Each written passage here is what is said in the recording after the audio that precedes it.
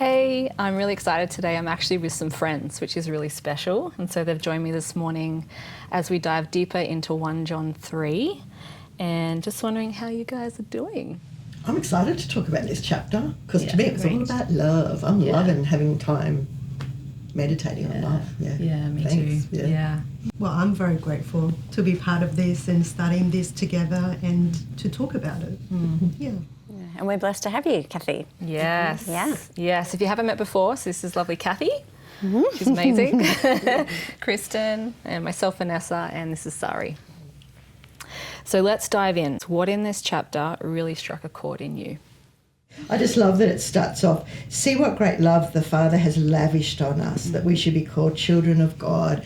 And I feel like this chapter is all about love and hope, because the other verse I loved was the one that stood out to me, was verse 8, the reason the Son of God appeared was to destroy the devil's work. So to me it just speaks of so much hope. You know, we can look at the world and feel despairing and so much love and so much hope. Yeah, beautiful. Yeah, thanks for sharing that. I was going to say the same thing. There's just the way the chapter opens and John's just loving pastoral fatherly tone. And like, I know you just read that verse, the Father has given us that we should be called God's children, and we are. Like it's just so beautiful. And I think, you know, the power in being reminded of who we are and, you know, who we are becoming, because he goes on in those first few verses to talk about, you know, the full revelation of who we will be when we see him. And I think, you know, especially in the context of this chapter, this is a community that was confronted with false teaching that was undermining who they were.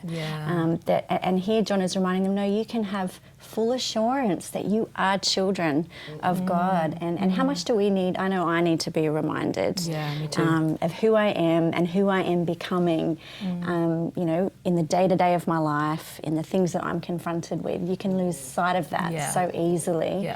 And even sometimes when you think about the longevity of your life, it's good to be reminded that we're going to see Jesus face to face.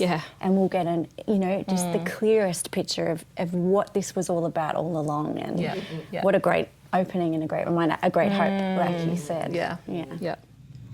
And for me, well, on top of love and hope, the verse 6, it says in Passion Translation, but the one, I'm going to read it, who continues seeing hasn't seen him with discernment or knowing him by intimate experience. And what I love about it is that we're all on a journey of continuous sanctification. And while we're talking about love, and then the focus is not so much of how to be right and trying our best, but just continuously experiencing that intimate, loving experience with God. Beautiful. And the love that we are talking about isn't just up in the air, but it's so real. And it's a genuine, life, intimate experience with him. And that is so available to us. So that's what really stood out to me. No, that's perfect. It's what I love about the chapter, how it's, you know, part of it, a good part of it's, you know, calling us out to go beyond being people who talk about this to actually having to look at our very actions and go, are we actually pointing people to Christ in not just how we talk, but in how we live? And so that for me was a really good conviction and a good heart check as I read through that. And I was like, oh yeah, wow, okay, Lord, I can see where I've maybe gotten a little bit warm there. I have not been doing that which I've said I was meant to be doing, you know, things like that. So it's a really good, I found, as you said, sanctification, as you're kind of reading through, it's a really good heart check. So that leads me into that second question, and it is inward practicalities. So let's talk about, what has your journey been in learning how to receive the love of God for yourself? I mean, I can start with this one. Without going into too much detail, because the love of God for me, the main characteristic of his love for me is his pursuing love. Like, I wasn't a Christian over 10, 15 years ago. I was witness to on a bus. So just that he's pursuing love towards me. And even I visited an underground church many years ago when I was little. I never knew him growing up as an atheist. got, reached out to on a bus, got to know him, went back to the same underground church back in China, talked to the pastors and say, hey, I'm saved now. And they were like, yeah, we haven't stopped praying for you. Oh, wow. That's over 20 years. Amazing. And I Yeah. think of that itself, it just, that he's pursuing love, Yeah. that he doesn't stop.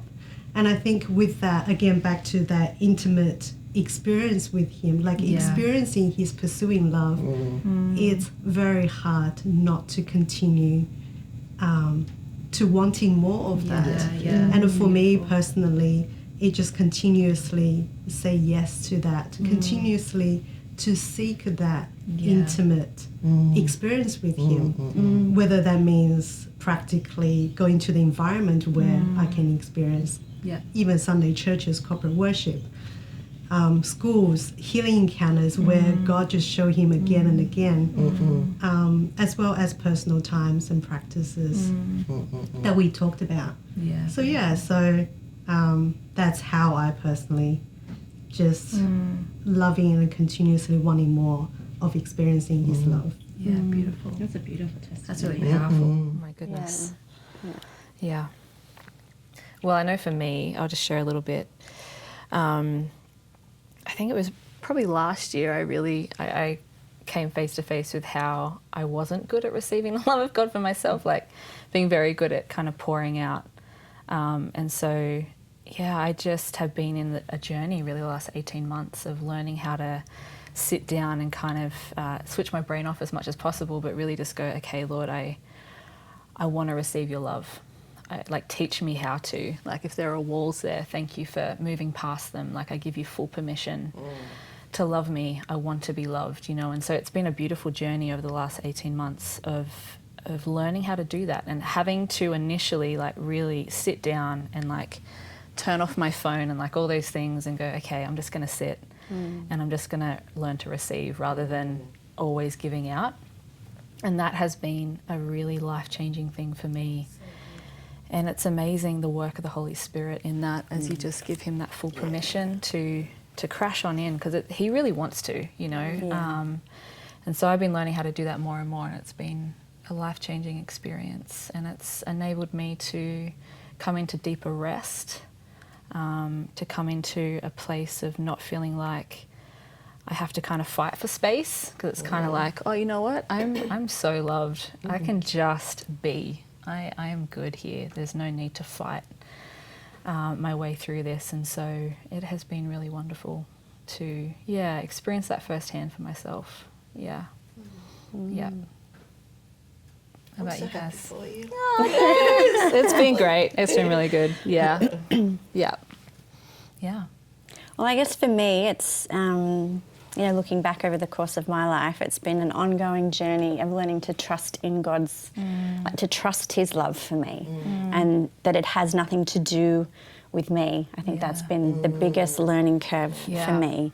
Really Struggled for many years having to overcome, and still I can slip back into it, that I'm earning God's love somehow, or getting myself, to qualify somehow for his love. So that's been definitely many, many years of healing of that. And then now, even though I'm not fully there, it's just trusting again in his love and his love for me, and that it is enough. And learning to recognise, I guess, in myself when I've slipped back into old patterns. And for me, that looks like, resentment sometimes. Like, I recognise within myself I can become a little discouraged or a little resentful, and possibly a little bit like the older brother in the prodigal son story, like, oh God, I'm doing all this for you, and and it's like, oh, hang on a second, really I've completely forgotten again that I am so loved, and I've lost sight of what this is for, and all of that. And it doesn't take long, actually, to look back over my life and to see his kindness and his redemption, and it's very easy to slip back into that place of I'm so loved. You've been so faithful. Yeah. But that's probably been the biggest journey for me, disconnecting that trying to earn his love and just Yeah. trusting in it and receiving it. Yeah. It's relatable. So it's really good. It's a big message in 1 John, isn't it? The whole thing about he first loved. Yes. And it's like we He need to first. keep being reminded Yeah. because Yeah, absolutely. I will go back to thinking for some reason I'm going to earn his love. Yeah. Not where I started. Yeah. Yeah. So for me, I became a Christian in my early 20s without going into the full, hour-long testimony. But Please, no. that was just normal for me to walk and talk and, Yeah. and be in a dynamic love relationship with God. And then I went to Bible college and then I got churched and then I was taught in the stream that I was in that it was all about the word and obedience and right doctrine. Yeah. And I'm really, really thankful for that, foundation in my life. But I feel like the rest of my life has been reclaiming that love relationship that was actually my first experience with him and first time with him. And it broke my heart really, that learning that that was wrong. It really wasn't how it was supposed to be.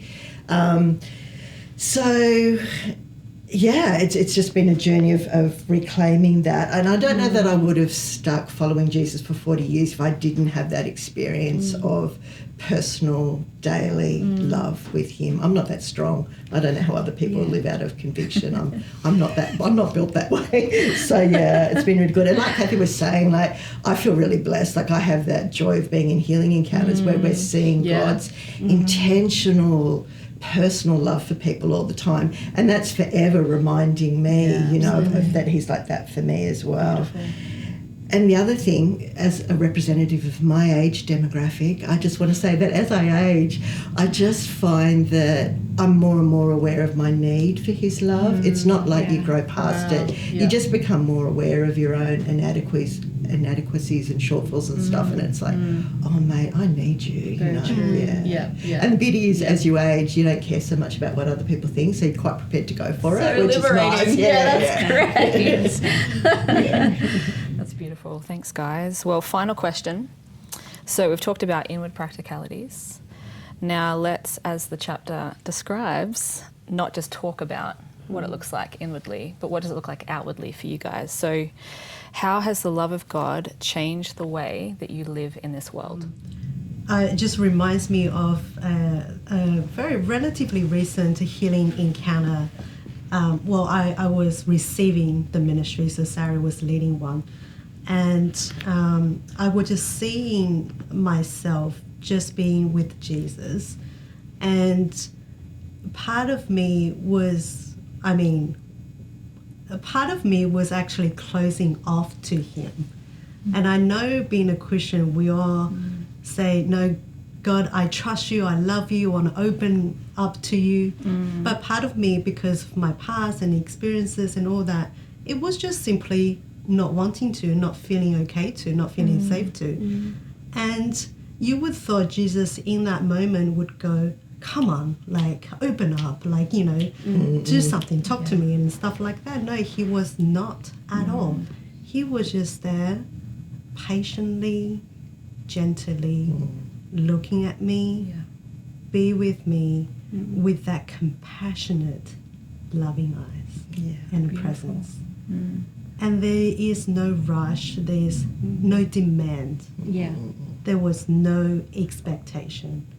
And I think through that experience, I was able to just loving that part of myself, be compassionate towards myself. And then from that place, I was able to relate to others the same way. I was able to seeing people who are struggling or, going through tough times, certain emotions, they may feel a bit shut down towards me or whatnot. I could love them the way that Jesus loved me and just go, it's okay. You don't have to open up. I literally said to someone yesterday, you have every permission to share or not to share. Because regardless, I love you. And I think that's just one example of experiencing his love, how he loved me, and I can love the way that he loved me. It's powerful. It's that beautiful picture of receiving love, becoming love, releasing love. I love it. I think for me, his love changing me and how I am towards the world. I can see in me, just looking back, I was kind of reflecting back over my life. Definitely, and we see it here in 1 John, you know, his contrasts, particularly with love and fear. Yeah. And my, you know, personally, I was definitely a person bound by fear. And so the more I have come to receive God's love, I've seen the power of that fear released in so many different ways. I can just look back at how crippling fear was for me, you know, fear of failure, fear of man, fear of people's opinions, fear of everything. I was afraid. Nothing was off limits. Yeah. Afraid of everything. And the more, you know, I can just go, wow, I am not the same person. And I can see how his love broke the power of fear. And even like seeing the work in me, discovering more of who I am. Like I think fear for me kept me from being me because I would show up to the world, which is what this question is, being somebody else. Yeah. What do you need me to be? What do I need to be in this situation? Yeah. I'll be that. That's exactly right, And the more I have experienced his love and freedom from that fear, I've, you know, been free to be me, and that's been so freeing. I'm not all the way there, absolutely, but there's so much freedom in that. Yeah. Wow. I got a bit dramatic with this question. I'm sorry. No, please. 'Cause it was like, how did you show up to the world? And I just get taken back to like when I met Jesus, I was suicidal at that time, and it was like he literally saved my life. Like, so it was that I wouldn't be here if I hadn't met, you know, his love. And then you just think, wow, I had chronic depression and suicidal stuff for years, and eventually he's healed that through his love. And I was very angry and defensive, and he's healed that through his love. So like you were saying, Kathy, as I experienced his compassion and gentleness and kindness, I could eventually learn to be like that to myself, and then you get a chance to be like that, you know, to other people. For me, his love is like, I just look back and it just blows my mind. Like I was never going to get married or have kids or anything like that. And I have a loving family. Like that's his love. Like it's incredible. I have beautiful friends, which I think the person I was before wouldn't have necessarily had healthy, beautiful friends, you know, sort of thing, that I get to live life with. I get to do what is my design now. I'm freed up to do that and really enjoy that. So I think his love for me, it's really like, for me, I picture it like life was like this. It was just contracting, and now it just keeps... Beautiful. You know, Great it gives me picture. courage to do try more and more things. So, so eventually we'll get to the world. It was kind of about me, but, you know, like, I'm overwhelmed with the thought You've of had a it. family like that. That's incredible. How you dreamed and just it's so powerful. Yeah. Well, thanks, guys. I can't believe that was 3 questions. But thank you so much for Pleasure. bringing yourselves today and your story. And we hope that you have been encouraged and really feel that hunger to dig in deeper yourself. And just want to encourage you, if you have questions, like feel free to come and find us too. Like on a Sunday, we'd love to have a chat. And we'll see you soon.